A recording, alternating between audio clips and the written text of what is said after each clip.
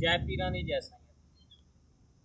ਜਿਹੜਾ ਆਪਾਂ ਖਵਾਜਾ ਪੀਰ ਜੀ ਦਾ ਦਲੀਆ ਤਾਰਦੇ ਹਾਂ, ਇਹ ਕਿਉਂ ਤਾਰਿਆ ਜਾਂਦਾ? ਕਿਸ ਵਾਸਤੇ ਤਾਰਿਆ ਜਾਂਦਾ?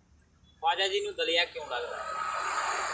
ਜਦੋਂ ਖਵਾਜਾ ਪੀਰ ਜੀ ਦੇ ਮਰੀਦ ਉਹਨਾਂ ਨੂੰ ਮਿਲਣ ਉਹਨਾਂ ਦੇ ਘਰੇ ਗਏ ਸੀਗੇ, ਤਾਂ ਖਵਾਜਾ ਗਰੀਬ ਨਵਾਜ਼ ਉਹਨਾਂ ਨੂੰ ਉੱਥੇ ਮਿਲਿਆ ਨਹੀਂ ਸੀਗਾ।